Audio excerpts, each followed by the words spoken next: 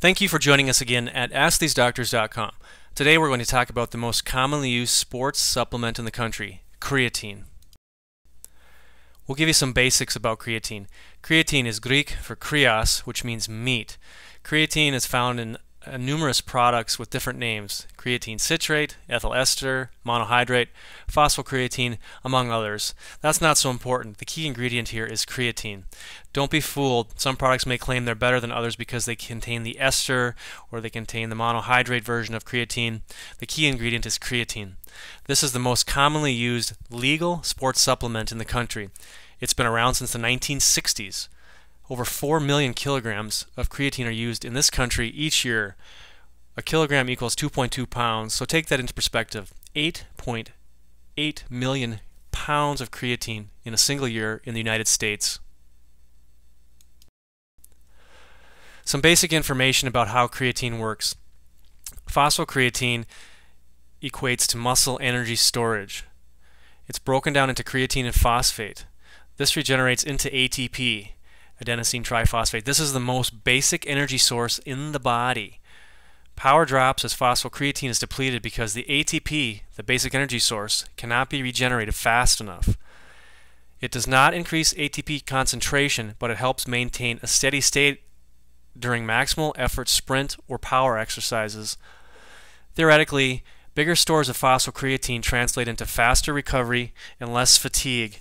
There's other evidence that phosphocreatine or creatine works by enhancing metabolic efficiency, which translates into lower production of lactate or lactic acid, you know, the stuff that makes your muscles sore, ammonia, or other metabolic wastes that occur with heavy exercise.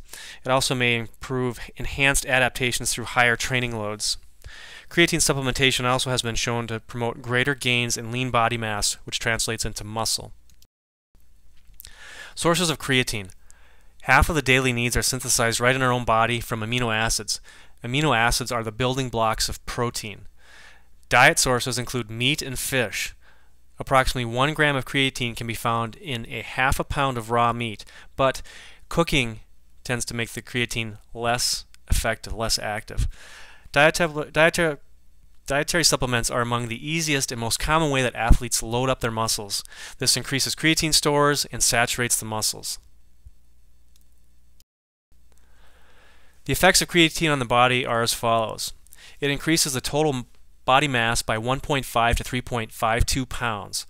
Longer use of creatine and creatine supplementation has been shown to cause a gain of weight up to 6.2 pounds. But don't freak out. Some people get preoccupied by the numbers, but realize that this is lean body mass. This is muscle. This replaces fat. Muscle burns energy at a much higher rate than any other body tissue. This results in higher caloric expenditure, consumption, and weight loss. Weight gain is in lean body mass. Gains are shown to be sustainable with daily supplementation, and we'll talk about that more in a minute.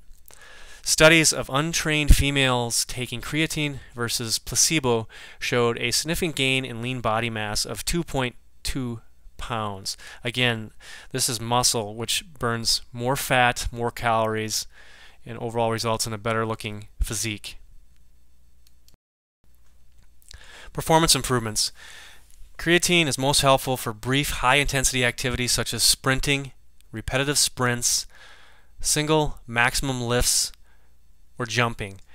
But overall improvement in muscle will result in improved performance in endurance sports as well. We'll talk about short-term loading, long-term supplementation. Interesting to note that creatine hasn't been shown to provide much benefit in people who are over 60 years of age.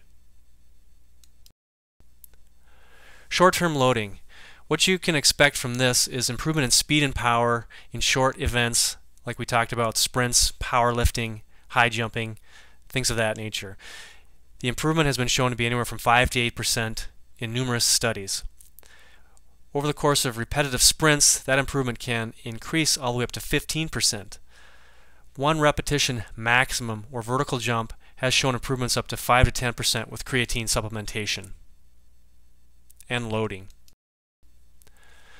Long-term supplementation consists of supplementing creatine on a daily basis over 10 weeks to 3 months. The daily dose is anywhere from 2 to 25 grams per day. Greater gains are seen overall in single sprint, repeated sprints, and overall strength has been shown to increase up to 15%. Lean body mass overall increases by 1 to 3%. This is the key point here. It's less effective if there is no loading dose, if the loading dose is less than 20 grams per day, or if the load is shorter than 5 days in duration. There's some evidence that concomitant caffeine intake can negate the positive effects of loading creatine. There are numerous ways to load creatine. The 20 to 25 gram suggested daily dose can be taken at once or broken up into several doses throughout the day. Creatine, like anything, does have some side effects. Possible side effects include nauseousness, diarrhea, stomach ache, or stomach cramps. There's some concern that very high doses could be unsafe, but there's not really any substantiated data that shows that it is. It's believed that there may be some possible harm to the kidneys, liver, or heart function if very high doses are taken. Creatine potentially could cause dehydration. If you remember, creatine causes some water to move into muscles. This may increase the risk of heat exhaustion or muscle cramps. Use caution if supplementing with creatine and working out in high environmental temperatures and humidity. Avoid combining creatine with caffeine, ephedra, ma huang, or other stimulants. There's been some case reports of serious side effects when creatine is taken in combination with these stimulants. There's really not enough known about creatine safety during pregnancy or breastfeeding, so we recommend to avoid its use in that setting. If you have underlying kidney problems, kidney disease, don't take creatine.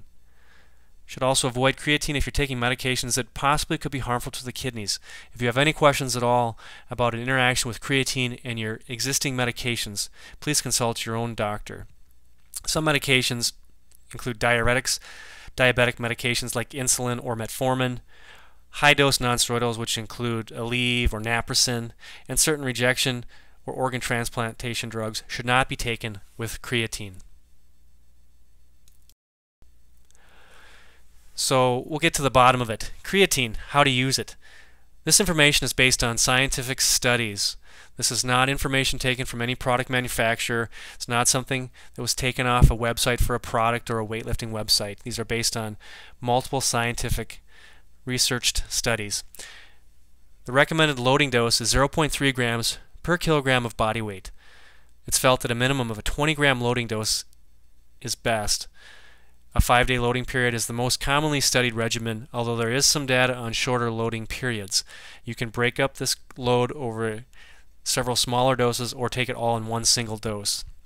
The maintenance dose for creatine supplementation generally consists of 2 or more grams a day, or that translates into 0.03 grams per kilogram of body weight. Remember, 1 kilogram equals 2.2 pounds.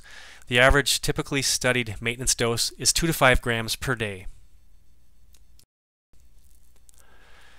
Taking creatine with glucose has been shown to increase the uptake of creatine into muscle by up to 60% more than taking it alone. Ways to do this include mixing it with juice, commercial products such as grape juice. It's recommended to consume extra water to avoid dehydration. Creatine does pull some body water into the muscle. As you've seen, we've given you a brief history of creatine, how it works, the anticipated benefits, we've discussed some side effects, and most importantly, we've showed you the proper scientific way to use creatine. Thank you from our team at AskTheseDoctors.com. We are happy to be growing. You can follow us at Facebook, see our videos on YouTube, or check out our blog on Blogger.